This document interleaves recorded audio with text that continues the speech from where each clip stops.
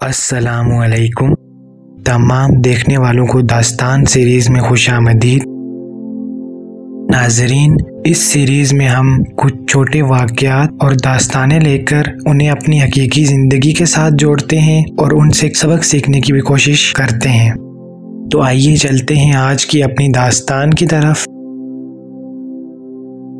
Jail की सज़ाए मौत की काल कोठरी थी। खौफनाक सन्नाटा था। 0 वाट का बल्ब खूब अंधेरे को थोड़ा सा रोशन बना रहा था। 5 बाई 5 फुट का एक छोटा सा खाना इसको कब्र से भी ज्यादा तंग लग रहा था। बाहर शायद बारिश हो रही है, इसके पथराए हुए दिमाग में ख्याल गुजरा, क्योंकि बादलों की हल्की हल्की गरज खौफनाक सन्नाटे को चीर रही थी, लेकिन वो इनकी चमक, बारिश की हल्की फवार और ठंडी हवा के ताज़ा तरीन झोंकों से महरूम था। आज इसे महसूस हुआ कि बारिश कितनी बड़ी नियामत है। काल कोठरी का खाना भी तो आज रात ना आ सका। खाना नहीं मिलेगा।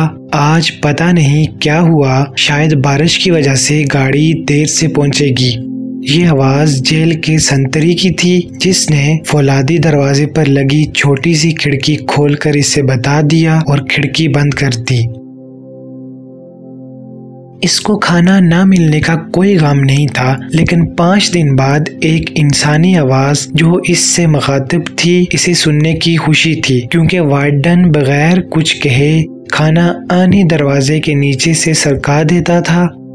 भाई, मेरी बात तो सुनो। वो तड़प कर उठा। मेरे से 2 बातें तो कर लो। लेकिन काल कोठरी का वार्डन कब का जा चुका था। फिर से बस एक वो था और वो काली कब्र थी।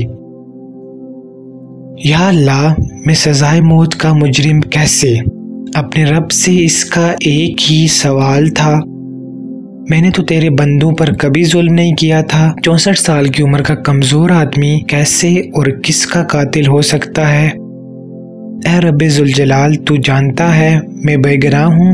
अपने रब से बातें करता न जाने कब नींद की वादियों में खो गया।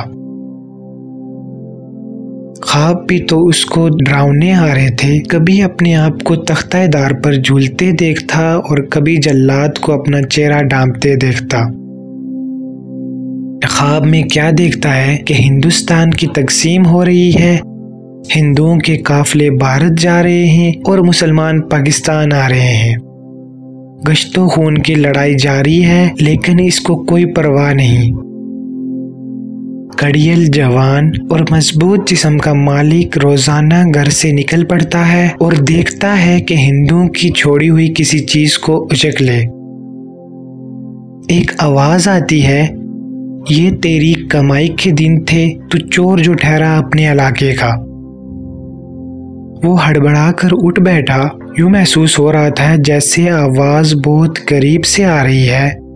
वो वाकई एक चोर था, लेकिन बाद में चोरी से ताइब होकर कोई काम शुरू कर दिया था। इसको याद आया कि एक हिंदू काफला अपनी भैंस को दरख्त से बांधकर छोड़ गया था, क्योंकि भैंस दर्द की वजह से बहुत आस्ता चल रही थी और काफले वालों को जान का खतरा था, इसीलिए भैंस को छोड़ गए।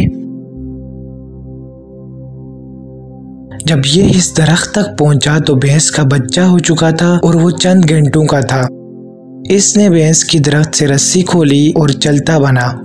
बच्चा भी मां के साथ हो लिया। इसने देखा कि भैंस बच्चे की वजह से आहिस्ता आहिस्ता चल रही है और मुड़ मुड़ कर इसके साथ मिलने का इंतजार करती है।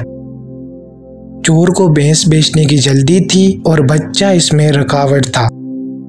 इसने बंदूक निकाली और भैंस के बच्चे पर फायर कर दिया। बच्चा तड़प तड़प कर मर गया।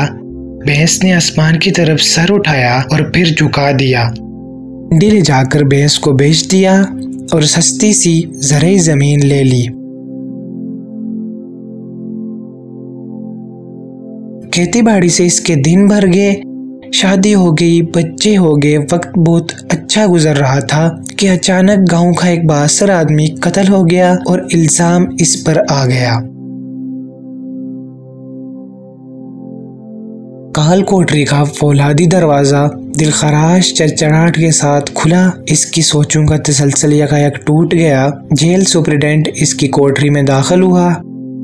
میاں تاج الدین ولد میاں رحمت الدین، کل تمہیں فجر کے بعد سورج طلوع ہونے سے پہلے پھانسی دے دی جائے گی۔ اپنی آخری خواہش بتا دو، آخری کھانا کیا کھانا چاہتے ہو وہ بھی بتا دو۔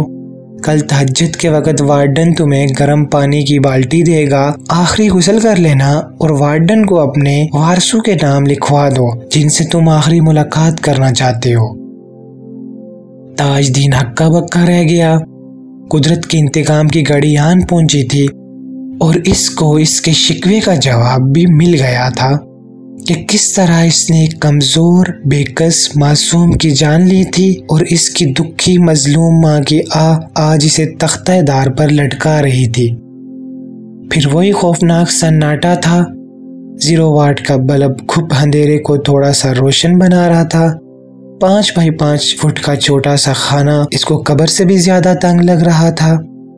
قدرت اپنا حساب ضرور پورا کرتی ہے، اس کے ہاں دیر ہے اندھیر نہیں، کیونکہ ناظرین یہ دنیا مکافات عمل ہے۔